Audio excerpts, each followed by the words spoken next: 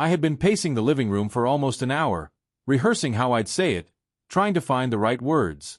Emily sat on the couch, scrolling through her phone, blissfully unaware, or so I thought, of the storm that was about to hit. My stomach twisted, heart pounding, because once I said it, there was no going back. I went to his house, I said finally, voice steady but low, each word deliberate. The room went silent. Emily's fingers froze mid-scroll. Her eyes lifted slowly, flickering between disbelief, shock, and something darker. Panic, maybe guilt. "You what?" she whispered, voice trembling. I didn't flinch. I met her gaze head-on. I went to see him. I saw everything. I know about the messages, the meetings, the lies. Her face went pale, lips parting as if she wanted to speak, then thought better of it.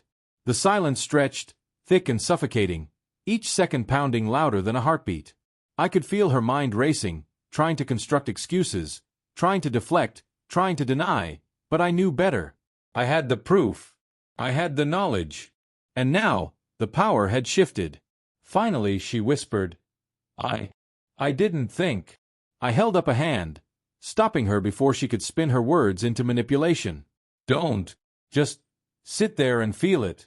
Feel what it's like to be caught, to realize that the person you tried to deceive knows everything. Her eyes welled up, a flicker of fear and regret crossing her features.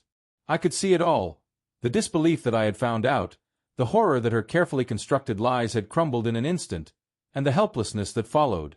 She had expected silence, ignorance, maybe even a confrontation that she could twist to her advantage. But instead, I had delivered clarity, calm, and inevitability. The room was quiet except for the soft hum of the ceiling fan. I walked past her, leaving a deliberate distance, the weight of my presence pressing down without a word. Her silence screamed louder than any argument could. I need space, I said finally, my voice low, measured. You need to think about what you've done, and I need to think about whether I can even trust you again. She nodded, still frozen, not knowing whether to speak, to cry, or to flee. The truth hung between us, jagged and undeniable. Hours later, I watched her from the doorway as she sat in silence, the reality of her choices settling in like a heavy fog.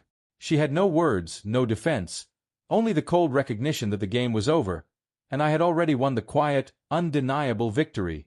Sometimes, it's not anger that breaks someone. It's the calm certainty that they can't undo what's already known.